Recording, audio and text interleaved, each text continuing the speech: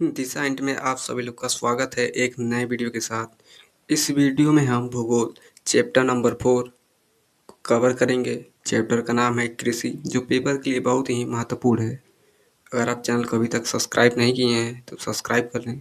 आइए वीडियो को अब शुरू करते हैं बिना देरी किए। ठीक है, तो कृषि, पहले हम जानेंगे कृषि क्या है। कृषि एक प्राथमिक प्रक्रिया है जो हमारे लिए अधिकांश खाद्यान्न उत्पन्न करती हैं। खाद्यान्नों के अतिरिक्त यह विभिन्न उद्योगों के लिए कच्चा माल भी पैदा करती हैं। ठीक है, इसके अतिरिक्त कुछ उत्पादों जैसे चाय, कॉफ़ी, मसाले इत्यादि का भी निर्यात किया जाता है। ठीक है, अब आइए आगे बढ़ते हैं, कृषि के प्रकार देखते हैं। तो ये रहा आपके सामने प्रारंभिक जीविका निर्वाह कृषि। ठीक है, ऐसी कृषि प्रणाली जिसमें किसान अपने परिवार का पोषण करने के लिए उत्पादन करता है, जिसमें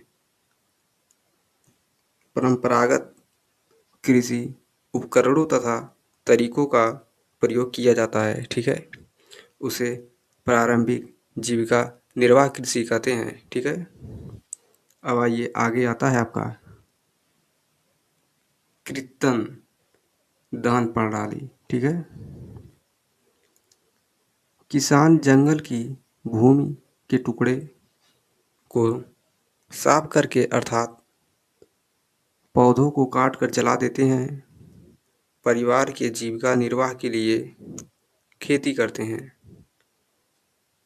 इसे झूम की खेती भी कहते हैं। ठीक है, उस जमीन की उर्वरकता कम होने के बाद किसी और जमीन के टुकड़े को साफ करके क्या करते हैं, खेती करते हैं। ठीक है, कहने का तात्पर्य है वहाँ पे एक साल खेती करेंगे, उसके बाद उसकी उर्वरकता क्षमता जो होती है कम हो जाती है, फिर उसे छोड़कर किसी दूसरे स्थान पर जाकर खेती करते हैं। ठीक है, उसके बाद आपका आता है गहन निर्वाह कृषि।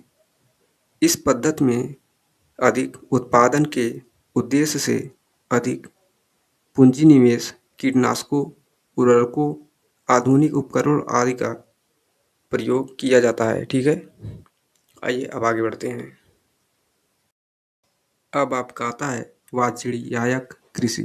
ठीक है, इस प्रकार की कृषि के मुख्य लक्ष्य आधुनिक निवेशों जैसे अधिक पैदावार देने वाले बीजों, रासायनिक उर्वरकों और कीटनाशकों के प्रयोग से उच्च पैदावार प्राप्त करना है। ठीक है, कृषि के वाणिज्यिक का स्तर विभिन्न प्रदेशों में अलग अलग है।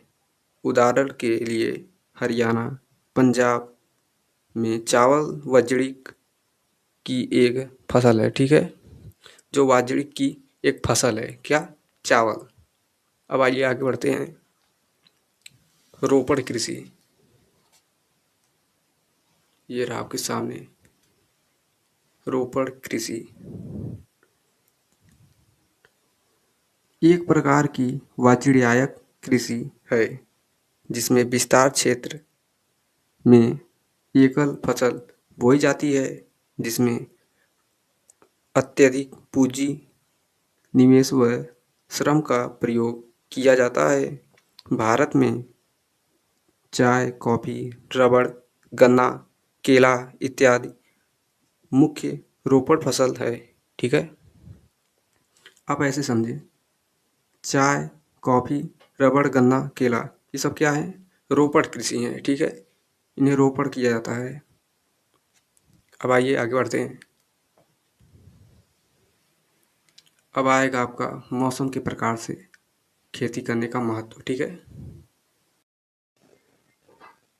कृषि ऋतुएं। ठीक है, भारत में 3 संचयी ऋतुएं हैं जो इस प्रकार हैं। ठीक है, इसमें पहला आपका है रबी फसलें, ठीक है। रबी फसलें शीत ऋतु में अक्टूबर से दिसंबर के मध्य में क्या होता है, बोया जाता है। और ग्रीष्म ऋतु में अप्रैल से जून के मध्य में फसलों को क्या किया जाता है, काट लिया जाता है। इसमें फसल है गेहूँ, जौ, मटर, चना और सरसों आदि फसलें हैं, ठीक है। अब आइए खरीफ की फसलें देखते हैं। तो ये रहा आपके सामने खरीफ की फसल। खरीफ फसलें देश के विभिन्न क्षेत्रों में मानसून के आगमन के साथ जून जुलाई में बोई जाती है। सितंबर और अक्टूबर के या सितंबर या अक्टूबर में काट ली जाती है, ठीक है, मध्य में काट ली जाती है। मक्का, ज्वार, बाजरा, अरहर, मूंग, उड़द, कपास, जूट, मूंगफली, सोयाबीन आदि फसलें हैं, ठीक है। आइए अब आगे बढ़ते हैं वीडियो में। फिर आता है जायद की फसलें, ठीक है। रबी और खरीफ फसल ऋतुओं के बीच ग्रीष्म में बोई जाने वाली फसल को जायद कहा जाता है, ठीक है, या जायद फसलें कहते हैं। फिर इसमें खरबूज, तरबूजे, खीरे, सब्जियों और चारों जैसी फसलों की खेती की जाती है। गन्ने की फसल को तैयार होने में लगभग 1 वर्ष का समय लगता है, ठीक है। फिर आता है आपका मोटे अनाज। ज्वार, बाजरा और रागी भारत में उगाए जाने वाले महत्वपूर्ण मोटे अनाज हैं। हालांकि इनको मोटे अनाज के रूप में जाना जाता है, किंतु इनमें पोषक तत्वों की मात्रा बहुत अधिक है, ठीक है। फिर आइए आगे देखते हैं पॉइंट के हिसाब से क्या है इसमें। ज्वार क्षेत्र और उत्पादन के संबंध में तीसरी सबसे महत्वपूर्ण खाद्य फसल है, ठीक है। उसके बाद आता है आपका बाजरा। यह बलुआ और उथली काली मिट्टी पर उगाया जाता है। बाजरा उत्पादक राज्य राजस्थान, उत्तर प्रदेश, महाराष्ट्र, गुजरात और हरियाणा में क्या होता है, उगाया जाता है। फिर आता है आपका रागी। तो ये रहा आपका रागी। आइए देखते हैं क्या है रागी। रागी शुष्क प्रदेशों की फसल है और यह लाल, काली, बलुओ, दोमट और उथली काली मिट्टी पर अच्छी तरह उगाई जाती है, ठीक है। रागी उत्पादक राज्य है कर्नाटक, हिमाचल प्रदेश, उत्तराखंड, सिक्किम, झारखंड और अरुणाचल प्रदेश में क्या होता है, उगाया जाता है।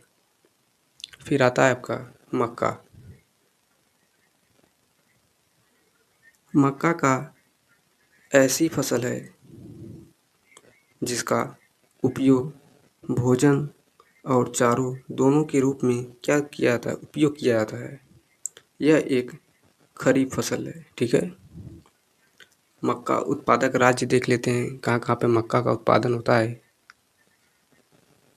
मक्का उत्पादक राज्य कर्नाटक, मध्य प्रदेश, उत्तर प्रदेश, बिहार, आंध्र प्रदेश और तेलंगाना में मक्का का उत्पादन किया जाता है, ठीक है। आइए वीडियो में आगे बढ़ते हैं। अब आपका टॉपिक आता है दालें, ठीक है। भारत विश्व में दाल का सबसे बड़ा उत्पादक होने के साथ साथ सबसे बड़ा क्या है, उपभोक्ता भी है, ठीक है। सबसे ज़्यादा उगाता भी है और खाता भी है। कौन, भारत के लोग। दाल उत्पादक राज्य मध्य प्रदेश, राजस्थान, महाराष्ट्र, उत्तर प्रदेश, कर्नाटक, ये क्या है, दाल के उत्पादक राज्य हैं। यहाँ पे दालों की उत्पादन सबसे अधिक होती है। फिर आता है आपका चकबंदी। बिखरी हुई कृषि जोतों अथवा खेतों को एक स्थान या एक साथ मिलाकर आर्थिक रूप से लाभप्रद करना या लाभ प्रदान कराना। ठीक है, कहने का तात्पर्य है जो आपके खेत होते हैं वो पाई में होता है या बीघे में होता है, तो कहीं पर 1 बीघा है, कहीं पे 2 बीघा है, तो दूर-दूर पे है, तो चकबंदी के माध्यम से उनको एक स्थान पर दिया जाता है ताकि वो अपने आर्थिक रूप से खेती कर सकें। ठीक है, सभी संसाधनों को अपने खेतों तक पहुंचा सकें, चाहे वो पानी हो, बिजली हो, कुछ भी हो। ठीक है, फिर आपका आता है हरित क्रांति। बहुत महत्वपूर्ण है, पेपर में आने की एकदम संभावना, इस पर ध्यान रखना।